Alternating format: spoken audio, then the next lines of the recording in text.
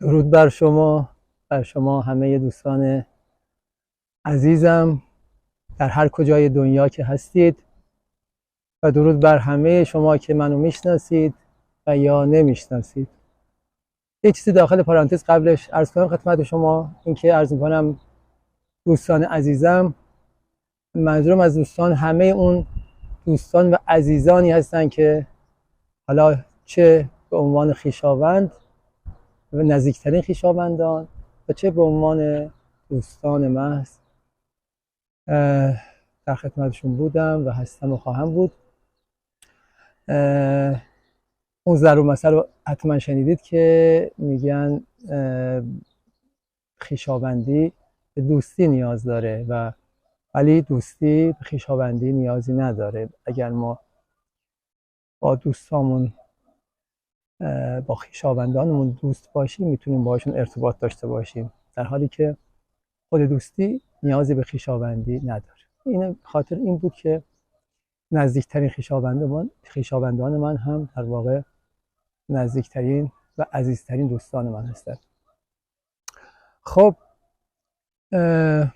همونطور که شنیدید قبلش گفتم سر به بیابون گذاشتم و الان رسیدم اینجا، یه جایی در یک روستایی مستقر شدم و میخوام با شما صحبت کنم. میدونم میپرسید که برای چی سر به بیابون گذاشتم. خواهم گفت برای چیش رو بذارید بعد بگم. قبلش میخوام بگم که چی کار کردم. سالها بود تو این فکر بودم و برنامه‌ریزی کردم برای اینکه یک روزی مثل امروز سر به بیابون بذارم. برای این کار خودم رو بازنشسته کردم بعد از عمری کار کردن با یه سابقه خیلی اندک و با یک مبلغ حقوق بازنشستگی بسیار ناچیز و اندک که در حد 3-4 میلیون تومان ایران، که بتونم بیام و سر به بیابون بذارم. و هیچی که تو این دنیا نداشتم. دوستان من، اونایی که نزدیک به من هستند و خویشاوندان من، همشون کاملا در جریان هستن، میدونن هیچ چیزی من تو این دنیا نداشته و ندارم جز یک خانه اجاره‌ای که چند سالی بود اونجا زندگی میکردم، یک آپارتمان کوچک اجاره‌ای که اونجا رو هم پس دادم چند هفته قبل از اینکه بیام. و وسایلای اونجام که همشون یک سری وسایلای دست‌آویزی بود که در واقع تهیه کرده بودم و هدیه داده بودن دوستان بسیار بسیار عزیز من. اونها رو هم پخش و پلا کردم، همه اونها رو هم دادم این ور اون ور و تمام دارایی خودم رو جمع کردم در این کوله پشتی که میبینید و این کیف دستی و پا شدم اومدم اینجا. الان هیچ چیز تو این دنیا ندارم خوشبختانه، یعنی هیچ چیز به معنای واقعی کلمه، نه خونه، نه ملک، نه دارایی، نه اسباب و اساسیه، نه ماشین، هیچ چیز.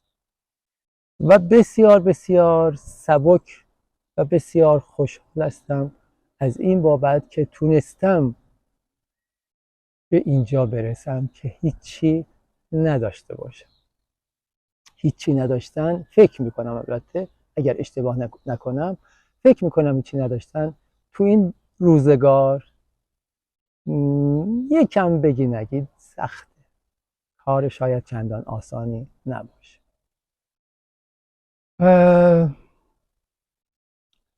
خب چرا این کار رو کردم؟ این زمینه ها رو آماده کردم و سالها برنامه ریزی کردم و مطالعه و تفکر رو فکر کردم تو این زمینه تا یک روزی بتونم بیام اینجا. برای چه؟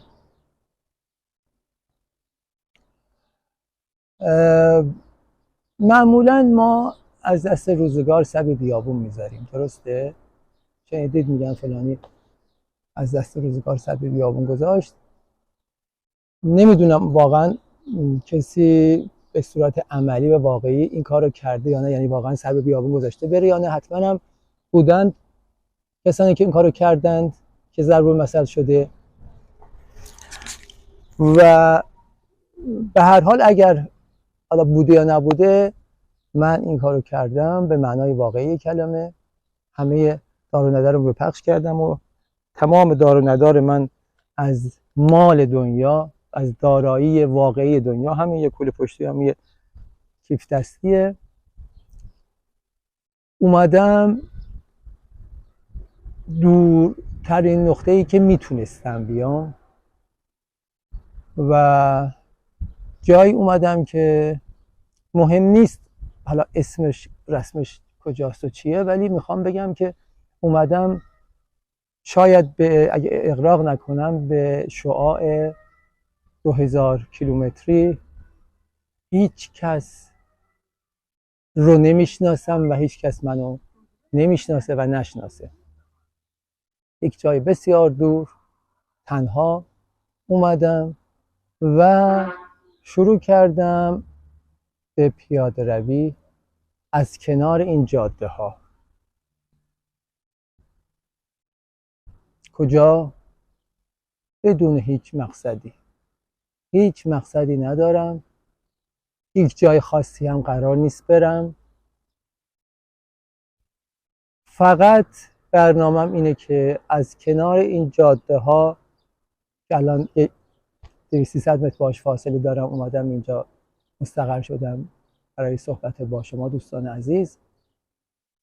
از کنار این جاده ها هر روز پیاده راه بیفتم برم با این کوله بارم، با تمام هستی زندگیم، و در خلال این پیاده روی یا اسمشو بزنیم راهپیمایی با شما عزیزان در سراسر جهان که هستید صحبت بکنم، چه شمایی که منو میشناسید و چه شماهایی که نمیشناسید و حتما به زودی در آینده نچندان دور همدیگر رو خواهیم شناخت.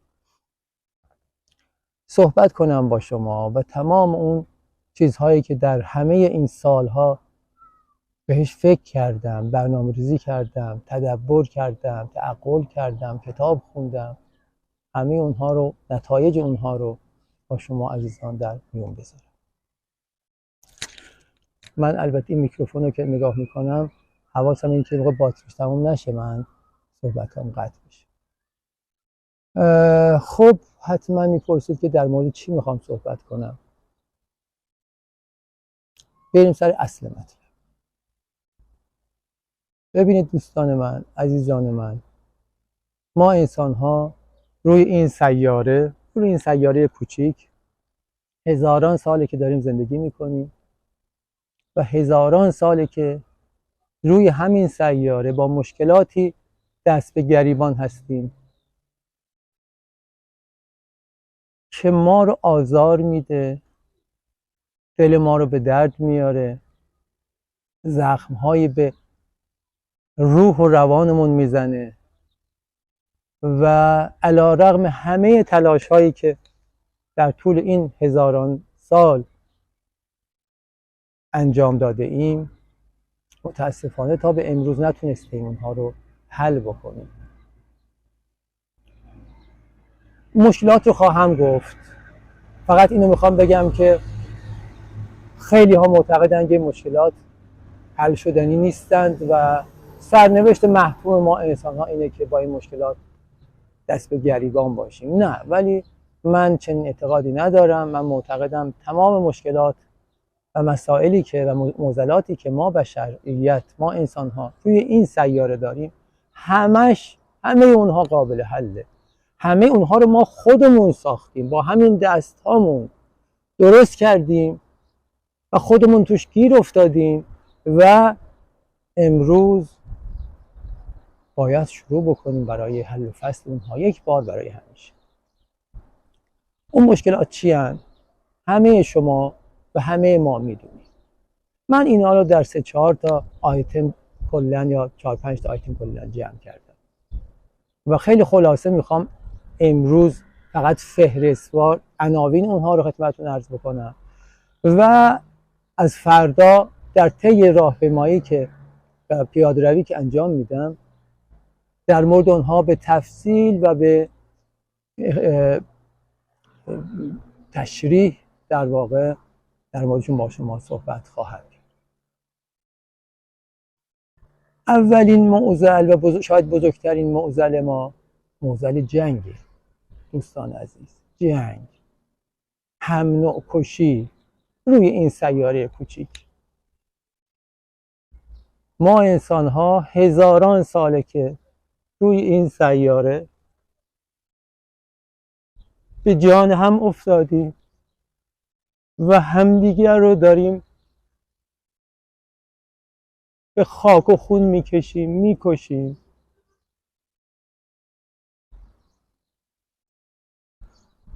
هم نوعان خودمون رو، عزیزترین جوانهای خودمون رو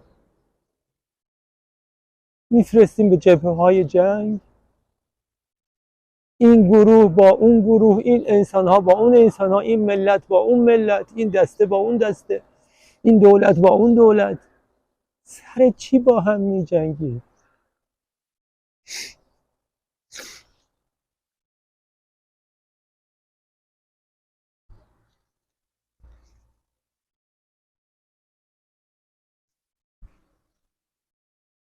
ببخشید، سر چه چیزی با هم جنگ داریم؟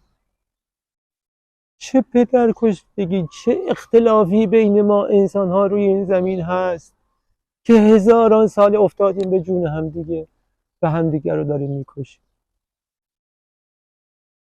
مگر ما انسان‌ها از یک نوع واحد نیستیم؟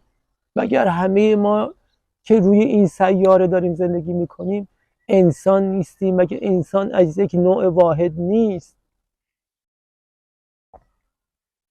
چه اختلافی بین ما وجود داره؟ حتی اگر هم از یک نوع واحد نبودیم هم مجوزی برای به جان هم افتادن و کشتن هم دیگر نبود. چه برسه به این که از یک نوع واحدیم؟ روح و روان و جسم و تن ما از یک خاک و گل سرشته شده است. یک نوع ماشینه، یک نوع دستگاه، یک نوع موجوده.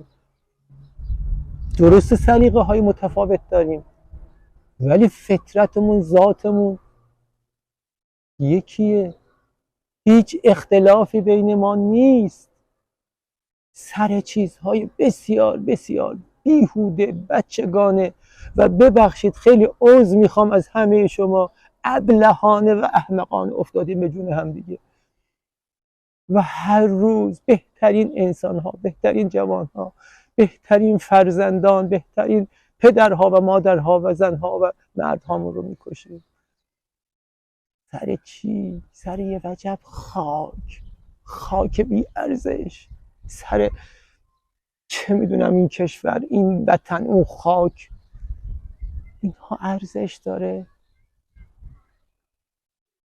انسان ها مگر خاک برای انسان نیست؟ مگر همون کشوری که اسمش رو گذاشتیم وطن برای انسان نیست؟ اگر انسانی نباشه اون کشور، اون وطن، اون خاک به چه دردی میخوره؟ نگید آی وطن فلان.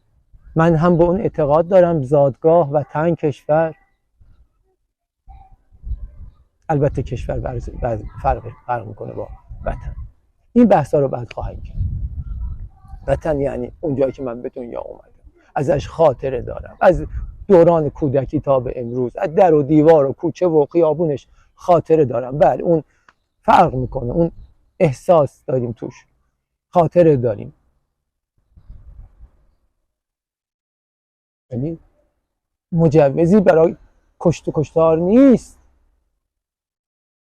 همه ما میتونیم روی این زمین زندگی کنیم، همه ما در کنار همدیگه با صلح و آشتی و دوستی. من نمیخوام خیلی زیاد صحبت کنم، اینا رو در روزهای بعد مفصلا با هم صحبت خواهیم کرد. فقط اینو نکته رو عرض کنم که اگر همه شما دوستان عزیز مطمئنا مثل من یک کارتون، یک فیلم کودکانه بود به اسم گالیور، دیدید این آقای گالیور میره یه جایی در یک شهر آدم کوچولوها بهشون برخورد میکنه و ملاحظه میکنه که این آدم کوچولوها دو دستن، دو گروهن و سالهای ساله که با هم دارن میجنگن. دیدین شما همتون این فیلم رو. میره ازشون میپرسه که شما برای چی میجنگید، چه اختلاف بین هم دیگه دارید که این هم دارید هم دیگه رو میکشید؟ میگن که اختلاف ما بر سر اینه که این گروه معتقده که تخم مرغ رو باید از سر گشادش بشکنیم و اون گروه معتقده که تخم مرغ رو باید از سر تنگش بشکنیم و به خاطر این سالهای سالی داریم با هم میجنگیم، هم دیگه رو میکشیم. دوستان عزیزم باور کنید اگر از بالا نگاه کنیم به تمام جنگ هایی که در طول تاریخ اتفاق افتاده، دلیلش موجه تر و منطقی تر از این نبوده.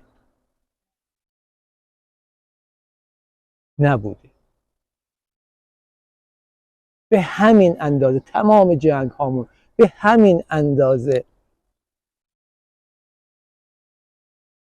غیر عاقلانه و ببخشید عذر میخوام ابلهانه است. در موردشون صحبت خواهم کرد. باتری گوشیم هم انگار داره تموم میشه. دومین مشکل ما انسان ها مشکل نابرابریه. عزیزان من، دوستان من، نابرابری وحشتناکی که بین همه ما انسان ها حاکم شده در طول هزاران سال تا به امروز.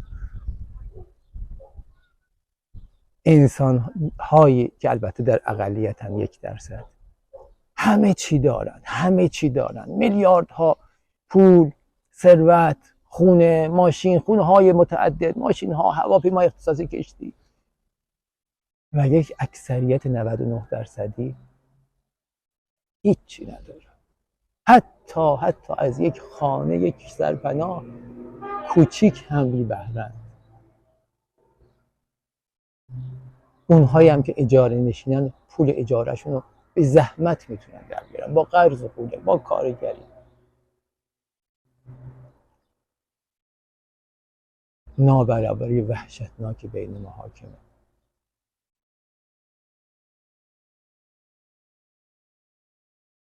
این نابرابری به هیچ وجه من الوجوه نه تنها عادلانه نیست، بلکه عاقلانه هم نیست. من نمیخوام بگم اون 1% خیلی خوشبختند، خیلی کیف میکنند، خوش به حالشون، و اون 99% در بدبختی و رنج فقرن. نه، معتقدم همه ما انسان ها روی این زمین، چه ثروتمند، چه فقیر، چه متوسط، چه بالا، چه پایین، همه ما در رنج و عذاب. اون ثروتمندم احساس خوشبختی نمیکنه. من باهاشون زندگی کردم. من خودم ثروتمند نبود، هیچی نداشتم، ولی باهاشون زندگی کردم و از دور و نزدیک دیدمشون و شما هم میدونید، دیدید و احساس کردید. همه ما انسان ها روی این سیاره به یک اندازه احساس بدبختی میکنیم و احساس خوشبختی نمیگم نیست، هست، بسیار بسیار اندک. همه ما بسیار اندک در بعضی از لحظات زندگیمون شاید احساس خوشبختی کرده باشیم. در بقیه موارد در رنج و عذاب و زحمت و تلاش و در بی‌عدالتی و نابرابری قوت خورده.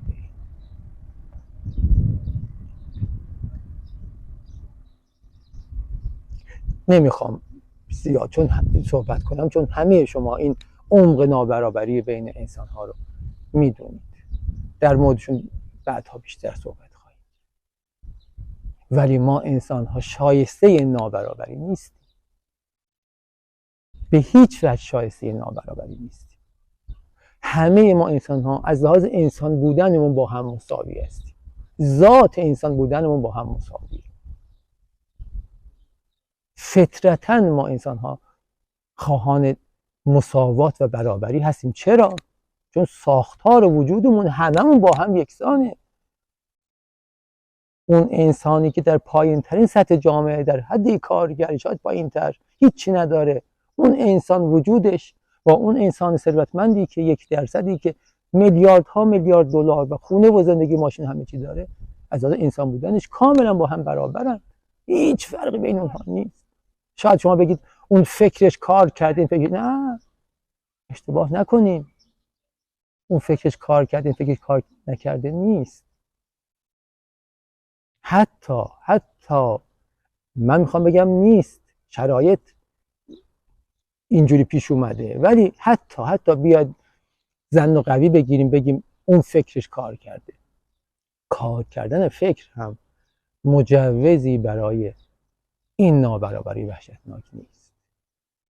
کار کرده فکرش، اوکی، اونم جسمش کار کرده، اون کارگر هم بدنش کار کرده، جسمش کار کرده، تنش کار کرده، بازوش کار کرده و هیچ فرقی از نظر من بین کار یدی و کار فکری نیست. اون جسمش رو گذاشته در راه و این فکرش رو گذاشته. اون فکرش رو میتونسته بذاره گذاشته، این جسمش رو میتونسته بذاره گذاشته. همه از توان خودشون گذاشتن و دلیل نداره این همه نابرابری این انسان ها وجود داشته باشه. در موردشون صحبت خواهیم کرد. مشکل سوم مشکل گرسنگیه که این هم البته با مشکل نابرابری برمیگرده. اون تا در موردش به صورت اخص میخوام صحبت کنم. دوستان عزیزم، پدیده بسیار وحشتناک و شرم‌آوری که روی این سیاره به این کوچکی وجود داره و ما در کنار خودمون داریم میبینیم و از کنارش رد میشیم، پدیده گرسنگی. پدیده گرسنگی. خیلی از انسان ها روی این سیاره گرسنه‌اند. خیلی از انسان ها گرسنه‌اند و نان برای خوردن ندارند.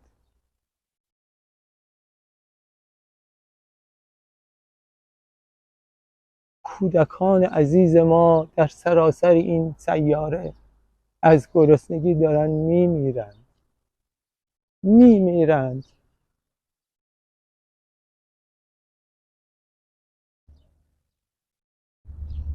تصور کردید دوستان من، تصور کنید یک لحظه، اشکال نداره، اشکال نداره. تصور کنید فرزندتون، بچه عزیز دلبندتون، بغلتون از گرسنگی بلرزه، جون بده و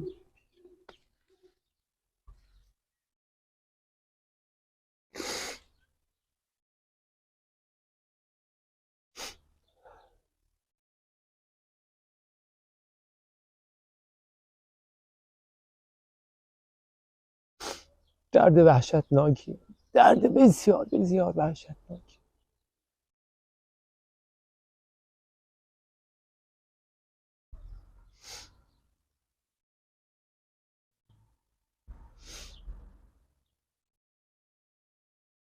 برید آمار سازمان ملل رو بریم بخونیم. سالانه چند کودک از گرسنگی روی همین سیاره میمیرن. نوشتن صدها هزار، من نمیگم صدها، نمیگم ده ها هزار، هزاران کودک حداقل دارن هر روز از گرسنگی یا هر سال از گرسنگی میمیرن.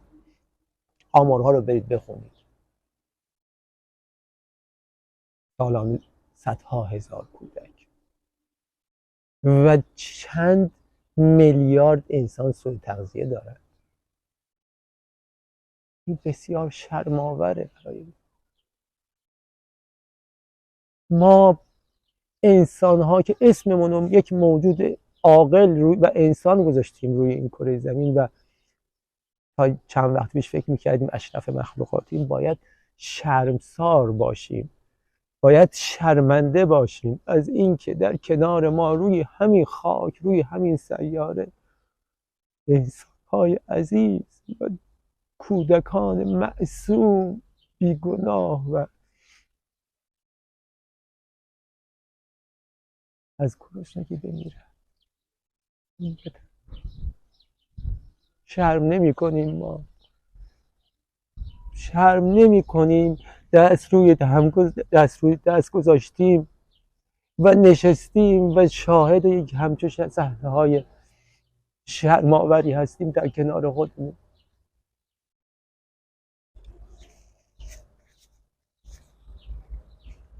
دوستان من، بیایید شروع کنیم برای اصلاح این جهان نابرابر.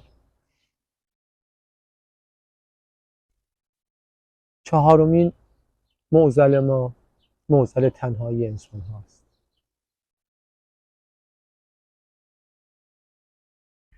چهارمین معضل ما انسان ها معضل محیط زیسته. من اینو نمیخوام زیاد صحبت کنم، خودتون میدونید و خوشبختانه توی رسانه ها در موردش زیاد صحبت میشه. ما زیستگاه خودمون رو داریم نابود میکنیم.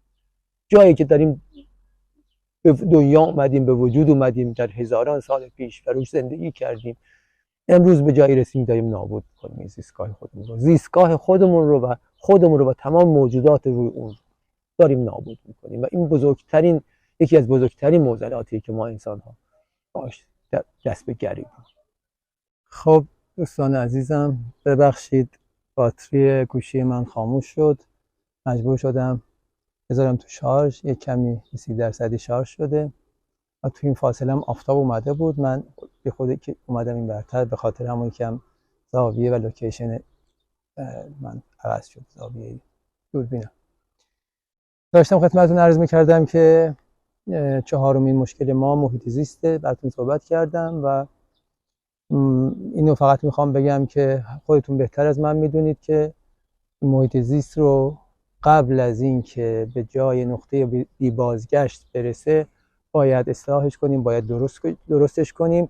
منتها شما خودتونم میشنوید و میبینید در همه رسانه ها خوشبختانه در تمام دنیا از محیط زیست صحبت میکنن و از اینکه داریم نابودش میکنیم. منتها سالهای سال دارن براش برنامه‌ریزی میکنن، دستشون درد نکنه، واقعا کار خوب و درستیه، ولی چقدر نتیجه داده و چقدر نتیجه قراره بده و چقدر امیدوار کننده است. شما و من میدونیم که خیلی کم، خیلی کم و هنوز اون نگرانی وجود داره. چرا؟ به خاطر اینکه ما از ریشه به این قضیه نپرداختیم. برای اینکه این مشکل زیستگاه ما مشکلیه که ریشه در اون مشکلات قبلی داره. تا همه این مشکلات حل نشه این مشکل هم حل نخواهد شد. مشکل جنگ، مشکل نابرابری، مشکل گرسنگی، اینها حل نشه این مشکل هم حل نخواهد شد، به خاطر اینکه همه اینها به هم پیوستن، زنجیرهای یک مجموعند که اگر بخوان اصلاح بشن همه باید یک جا اصلاح بشن. من خیلی صحبت نمی کنم. آخرین مشکل رو هم که ما انسان ها باش دست به گریبانیم همیشه همواره تنهایی ما انسان هاست. دوستان من، ما انسان ها تنهاییم. ما احساس تنهایی میکنیم.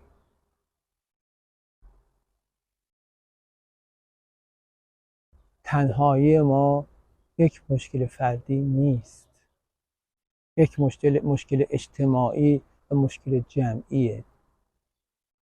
یکم به خودمون برگردیم میبینیم و ملاحظه میکنیم که چقدر ما انسان ها تنهایی. حتی همون زمان که با جمع زندگی میکنیم، توی جمع هستیم، با دیگران، با خانواده، با دوستان، آشنایان، خویشاوندان و عزیزان هستیم، باز در بین همه اونها تنهایی. چند نوع تنهایی داریم، حالا من نمیخوام واردشون بشم. تنهایی فردی داریم، تنهایی اجتماعی داریم و تنهایی کیهانی داریم. اینها رو در روزهای آینده حتما مفصل باهاتون صحبت خواهم کرد. ولی همه ما احساس تنهایی میکنیم. این هم مشکل فردی و یه مشکل سانتیمانتال و اینها نیست که بخوایم از روش رد بشیم. این هم یکی از عمیق‌ترین مشکلات ما انسان هاست که در کنار اون مشکلات دیگه وجود داره و ما باید بهش فکر کنیم. آخرین مسئله که میخوام بگم دوستان عزیز اینه که ما میتونیم این مشکلات رو حل کنیم، برخلاف اون چیزی که بعضی انسان ها، بعضی از دوستان فکر میکنن که اینها سرنوشت محتوم ما انسان هاست روی این سیاره، این تضادها، این اختلافات. نه عزیزان من به این باور ندارم. من معتقد نیستم که اینها سرنوشت ما. چرا؟ به یک دلیل، به هزار یک دلیل. یک دلیلش رو فقط میخوام حالا بهتون بگم و اون این که این همه مشکلات رو ما خودمون درست کردیم. کسی از سیارات دیگه، موجودات فضایی دیگه نیومدن این مشکلات رو ما بسازن. زمانی که ما خودمون درست کردیم این مشکلات رو، پس خودمون هم میتونیم حلش کنیم. 2 تا 4. اگر ما خودمون درست کردیم خودمون هم میتونیم حلش کنیم. 100% شک ندارم توش. فقط کافیه بخوایم دوستان من. راه حل داره، راه حل های خوبی داره، راه حل های آسونی داره، چندانم دور از دسترس نیست. من بهشون فکر کردم، تنها من نیستم، خیلی از انسان ها در خیلی از جاهای دیگه بهش فکر کردن و میدونن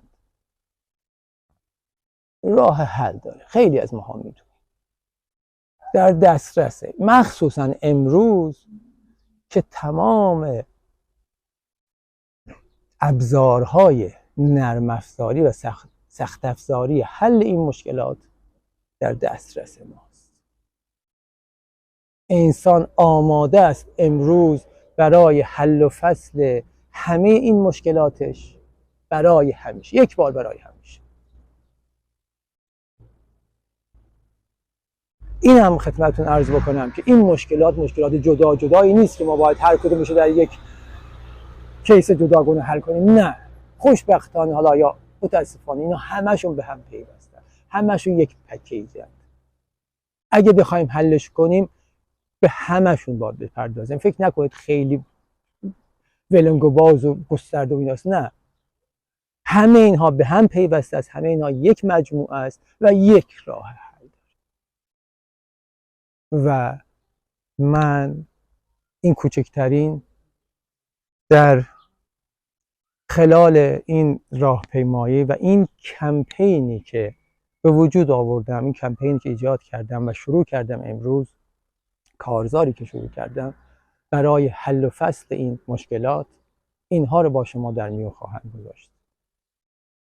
این کمپین اسمش رو گذاشتم کمپین یا کارزار بیایید دنیای خود را اصلاح کنید.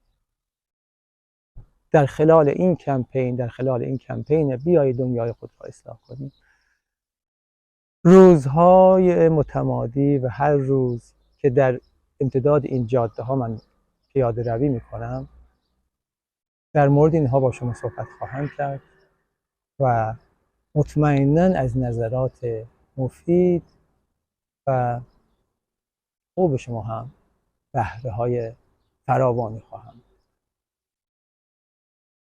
همینقدر کافیه. بدرود تا فردا.